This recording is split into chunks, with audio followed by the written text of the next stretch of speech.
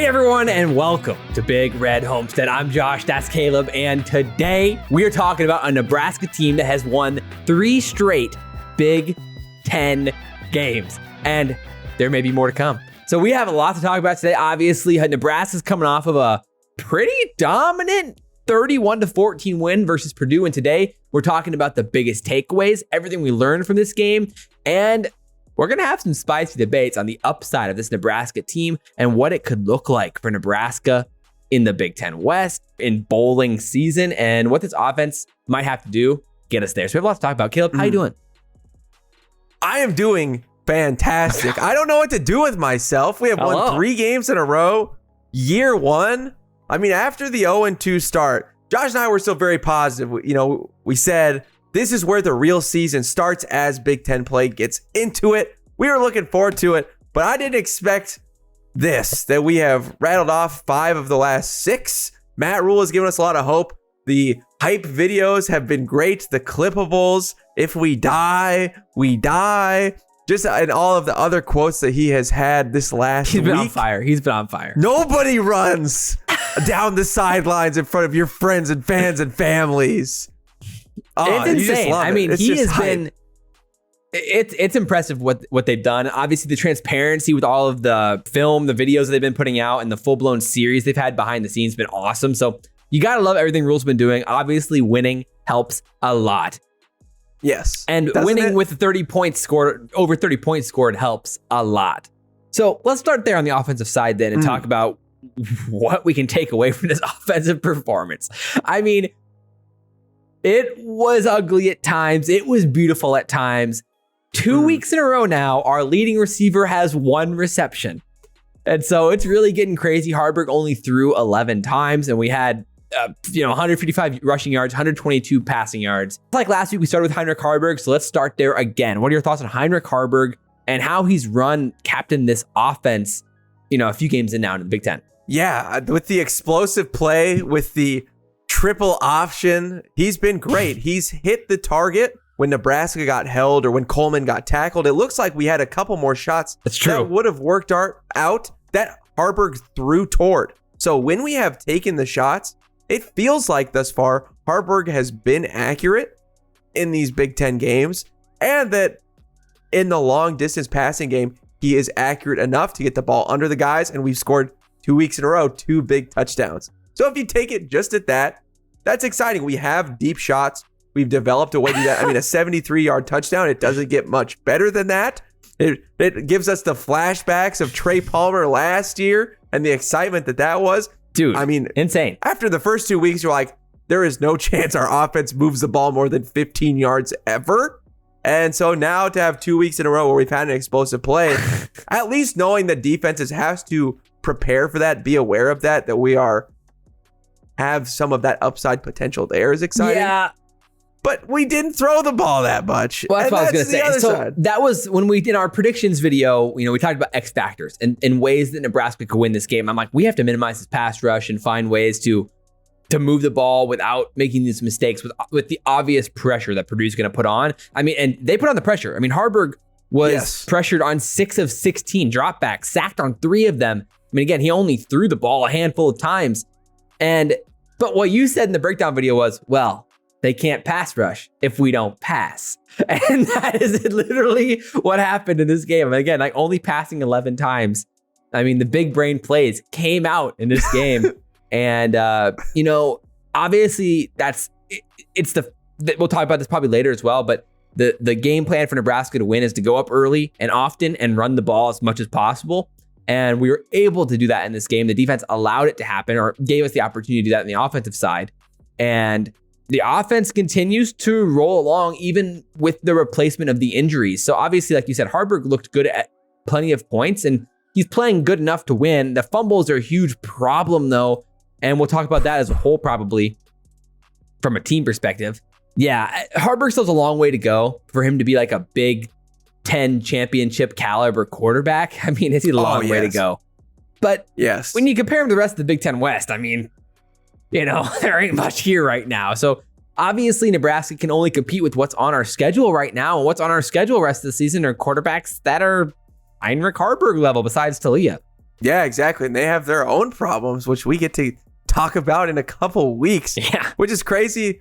Yeah, the dance that we're in is crazy. But yes, keeping on. Yeah, Harburg, it's been interesting. He's enough to win. Is there a way to stop the fumbles? Dude, I just want to talk on this with the quarterback. Obviously, Jeff Sims. We'll make this note now. Never again should he ever see the field ever. Never, ever, ever, ever. Forever, ever, yeah, forever, ever. That was enough for me. I mean, I had mentioned in previous videos that I wanted to see what Jeff could do in a few sets. But like, if he's coming in and doing that at this point, there's just no point. There's no point. It's too risky. I mean, to be fair though, you could argue, well, Harburg fumbled twice. And I don't love the go for it on 4th down call with the situational game. That's a whole nother debate, probably. From shotgun with Jeff Sims after in the last play where he handed the ball off the wrong direction. Yeah, I had seen. And in the post game, Rhule did say if he could go back, he probably would have punted. I appreciate that. I appreciate the honesty. I was nervous. Everybody felt nervous. The PTSD, the flashbacks of Scott Frost echoed in our minds. Yeah, no more. So no. Now I don't want to see that again. And then even keeping on the fumble topic with Anthony Grant.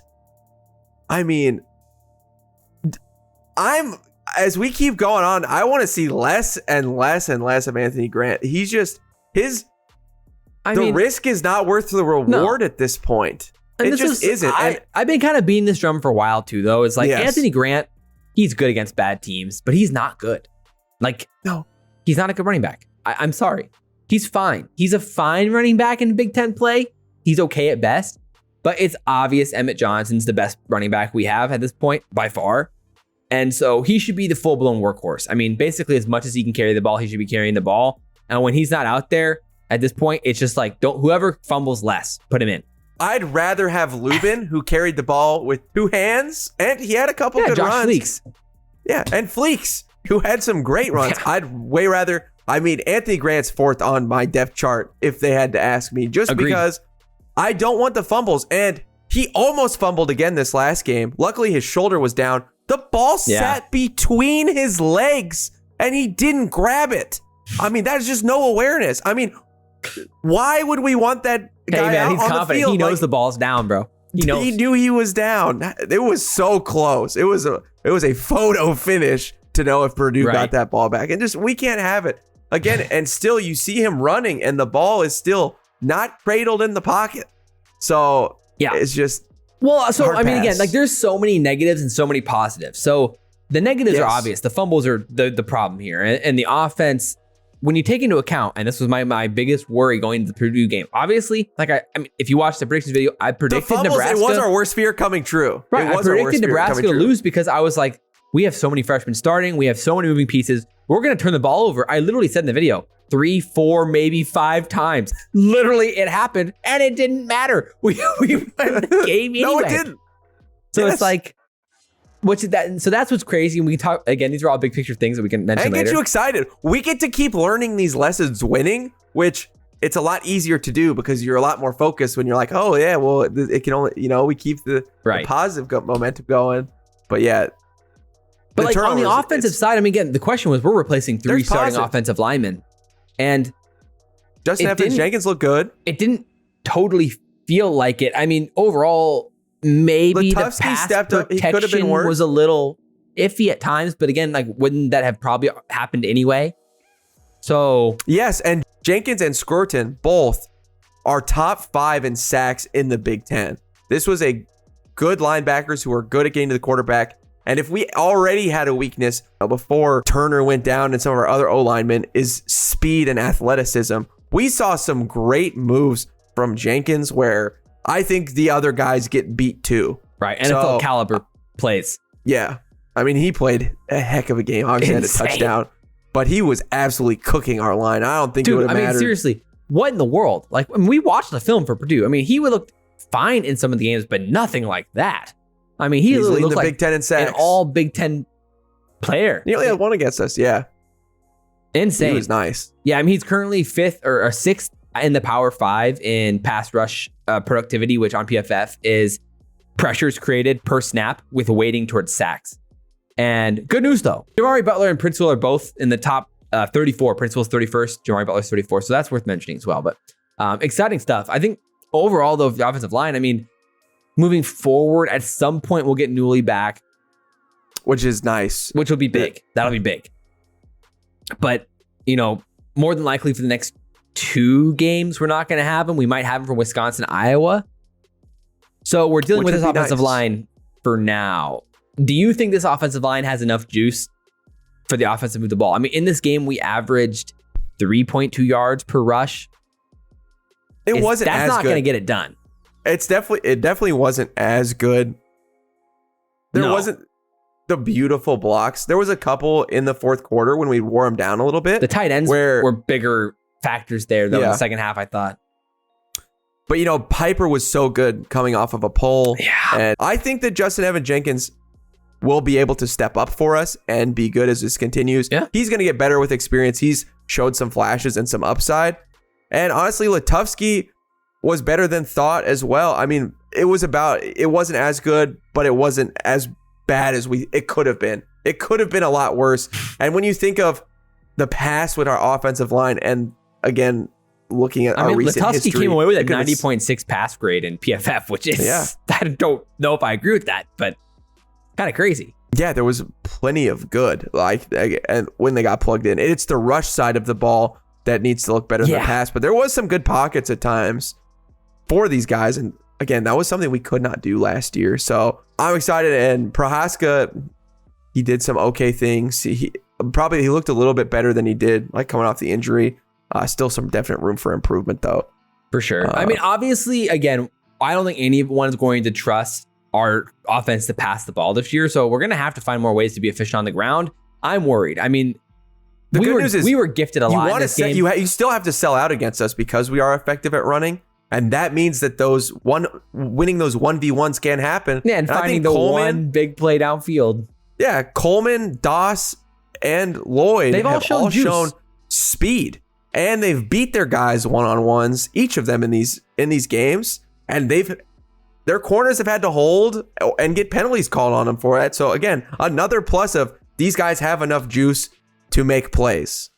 And Doss, the comeback first down where he came to the ball on the Harburg throw and then ran forward, got some extra yards. That was a really positive play from him. So you got to see these things and be like, these guys are freshmen. We have these in the future. I think that they could be an upside for us as years goes on.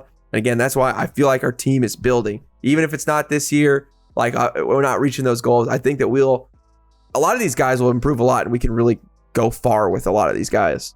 Yeah, Jaden Doss has been a really exciting surprise. He looks good.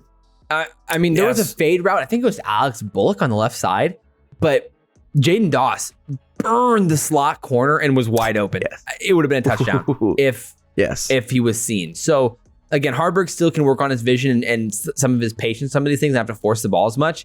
And overall, I think Heinrich had one play towards the sideline that was turnover worthy and probably a bad throw that he should have just thrown out of bounds. But it was really hard at the sideline. Yeah. Right. So it would have been a heck of a pick. I'm still worried about the offense moving forward against some of these better defenses we're going to face. I mean, we all know Nebraska's just going to, rely on the defense to win these games. And obviously, block field goals for touchdowns helps. So those are all question marks and probably things worth considering.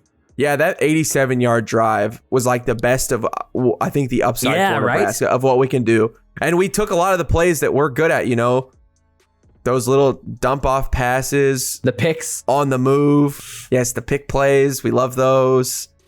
Speed option. And then some running in between the tackles. Yeah. And we mixed all that in, the stuff that we're actually good and successful at, and made a nice drive. Again, I think Satterfield's doing a solid enough job at times. Yes. Maybe that's the change. Be in the booth this next game. Yeah, right? We scored 31 points, so. Well, defense, had a nice play in that. So yeah, overall, a lot there on the offensive side, and there's a lot of question marks. So we'll talk about more of that in the overall at the end of the video when it comes to overall big picture Nebraska stuff. So defensive side, there's a lot of fun stuff here. Man. On Patreon, we broke down, we watched the film and reacted to the film, and it was play after play, highlight after highlight for this defense. Unreal.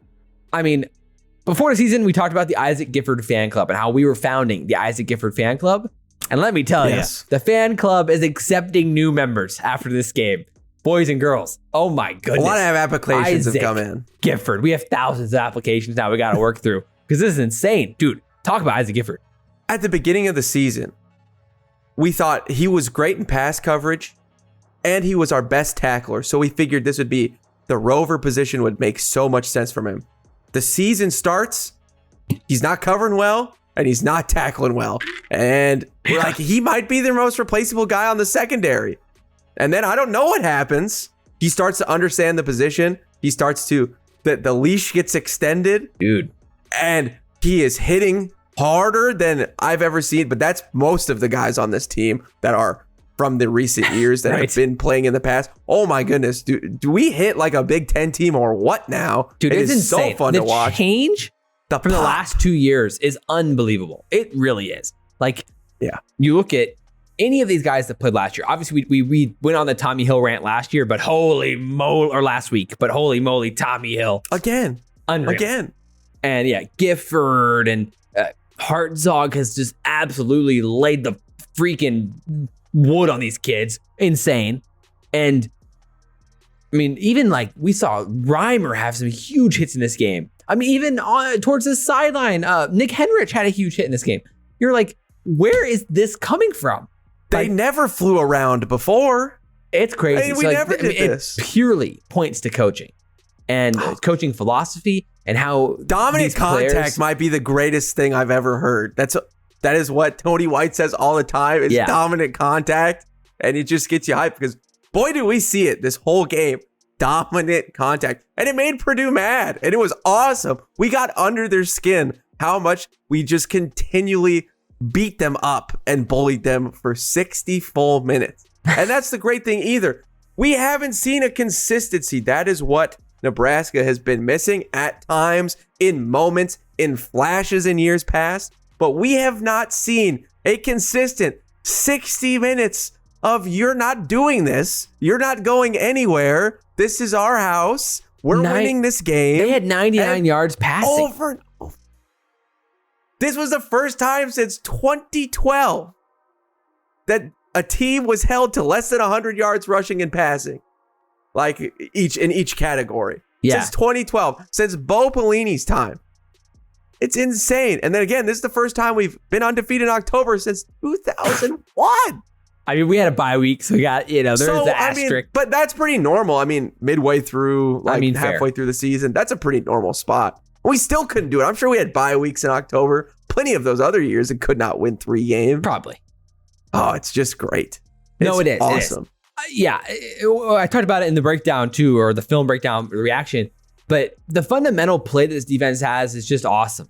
And not only that, but we're making the tackles in the open fields that we haven't made before. And we have veteran plays from young guys. I mean, again, Princewell right now, he's looking like one of the best players on our team. Yes, consistently. I mean, as a true freshman, since again, his awareness since the La Tech game, crank that up. His awareness is in the high 80s on Madden. Yeah, I mean, so he had 10 snaps in the La Tech game, then 12 in Michigan, then 14 in Illinois, then 40 in Northwestern, now 42 in Purdue. So see a trend here?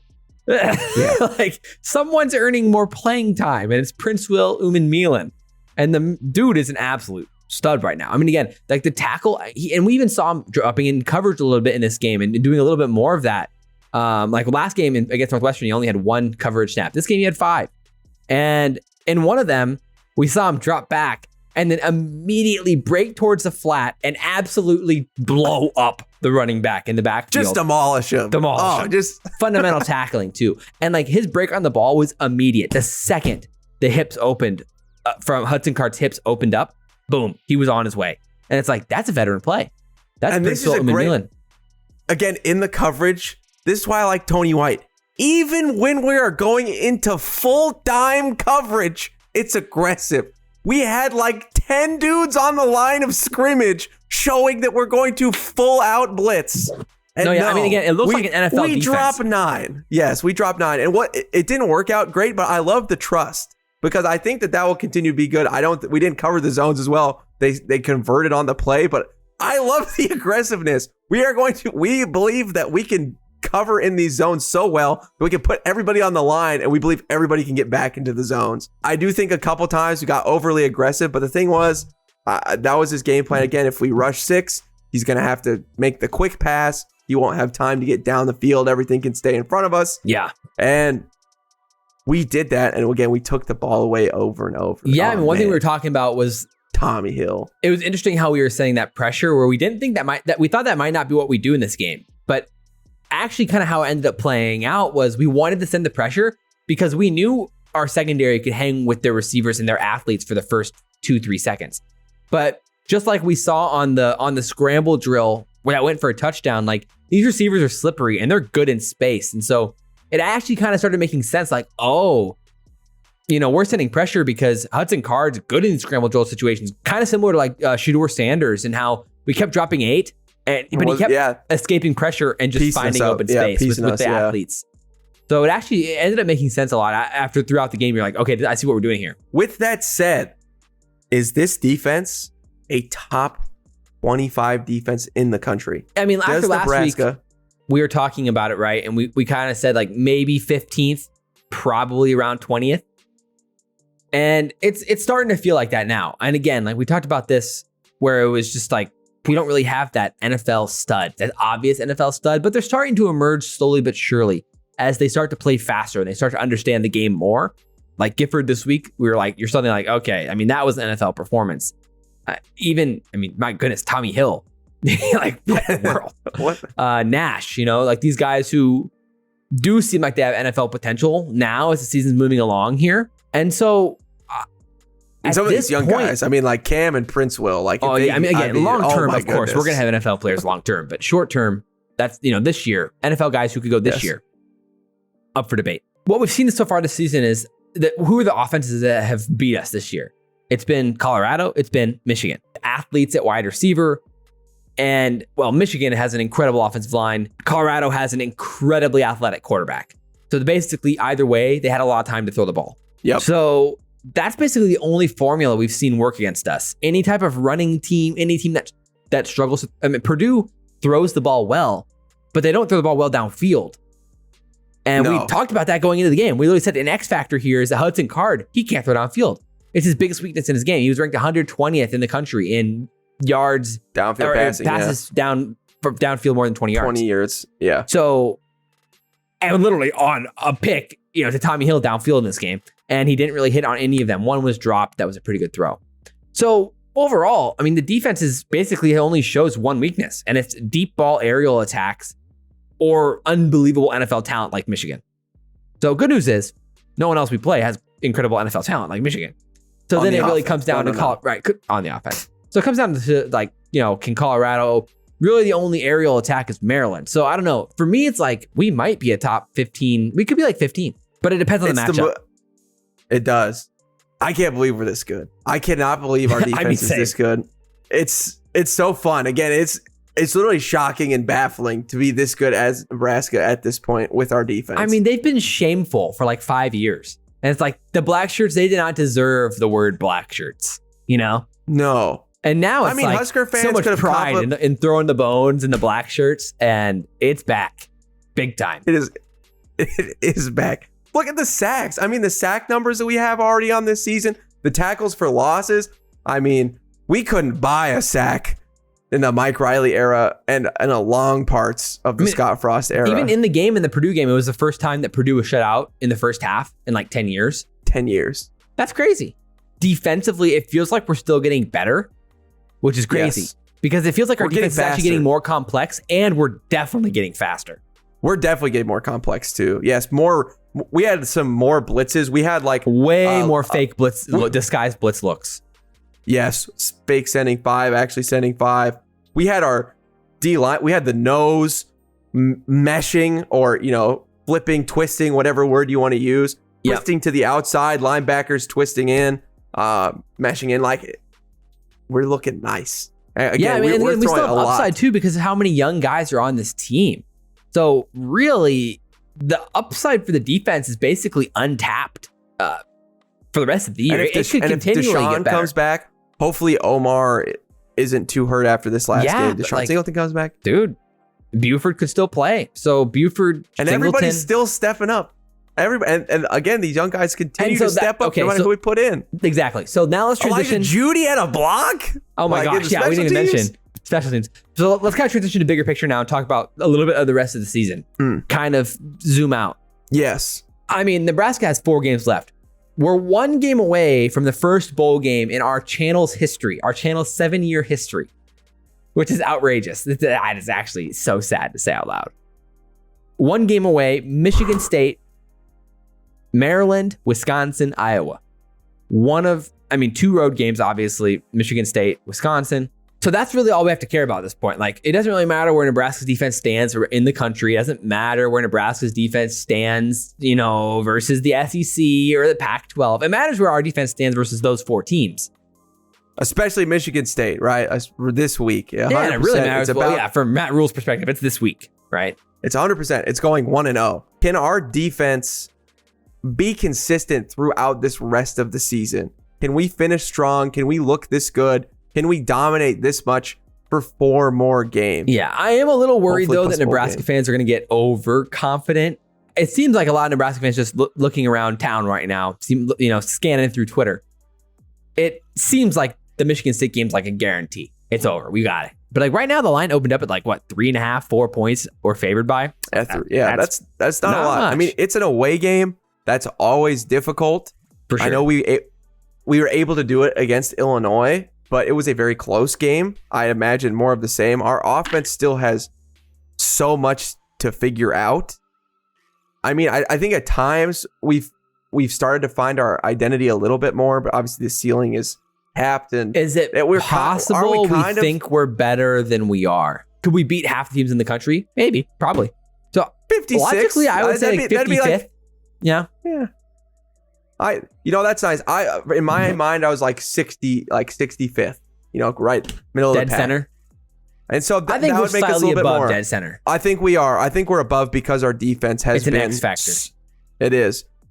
Stepping into all of these games, I feel like we have the most dominant, besides the Iowa game, that we have the best unit of the 3 on the field. Until the Iowa which is game. Crazy, right? And our special teams needs to continue to get better. Billy Kemp, losing him has been a clear X factor on the punt game. We need somebody to be consistent because Alex Bullock is not it. And so that needs to change this week. I mean, we cannot be muffin punts. I do want to at least throw a few sprinkles of water on the fire, or just a little bit, because do it. I am still worried. Like in my opinion, this is why we cannot overlook the Michigan State game or lock in that any of these games are wins. They're definitely not. Our team is not good enough. And Matt Rhule said that to the team, but hopefully we believe it, because imagine if we don't recover that punt, that muffed punt. That's giving Purdue points. That's points on the board. At least probably 3. We're not going to block a kick and return it for a touchdown every single week. I guarantee you that. And maybe Iowa would beg to differ. But most weeks you're not going to score a special teams touchdown. And most weeks you're not going to force 3 turnovers like we did this game. What you can control is not turning the ball over on your end, especially fumbles. You can control that. You can control fumbles. Picks, a great play can happen. Right. You can or a tip force can turnovers, happen. but it's harder. It's not all in your control, but you can prevent fumbles. And so one thing we can basically bank on at this point is we're going to freaking fumble the ball. The offensive line is obviously still a huge question mark. So if we go down early in one of these games, and we were pressured on 6 of 16 dropbacks. If Harburg had to throw 30 plus times in a game because we're down by 14 points early, you're talking suddenly we're in trouble. And that's where turnovers could really happen. I don't even think we would throw it 30 times if we are down 14. We couldn't. We wouldn't. We shouldn't. We couldn't. Yeah, we could not, would not, should not do that. Yeah. But yeah, 100%. This team has been up, and I think for our benefit that we've come out. I mean, for the last 2 games in a row, we've turned the ball over on the first drive play of the game. Can we please, for the love of all that's good and holy, don't do that again? We did it literally against everyone, all of our home games, Michigan, Northwestern, and then this one. It's insane. Yeah, so let's not put ourselves behind the 8 ball. Again, the defense just keeps bailing us out. Unreal. Until somebody actually exposes us, you have to assume that this is the new normal against any average offense, and good for us. And what's great is it can work for a couple plays. We saw it against Northwestern again when Tony White was talking about, the tackle over. They were pulling the tackle and they were getting to the second level to block our linebackers. And that was working for a couple plays. They thought they had an extra hat on us, and that was working for a couple. We stopped that. We've made adjustments. That's why I think our defense has been able to be successful. We are such a physical team, more than we have been, and that's just hard to play against mentally. If we continue to mentally wear our opponents out by the physical presence on which we land, again, which just makes you so hype. It makes a fan unbelievably hype that we want to physically impose our will on you for 60 minutes. I haven't seen this kind of good aggression from our defense in so long, since the Bo Pelini era. So we're just going to mess you up for 60 minutes. Basically, any offense is between like 25 or farther down. Our defense should have extreme success against.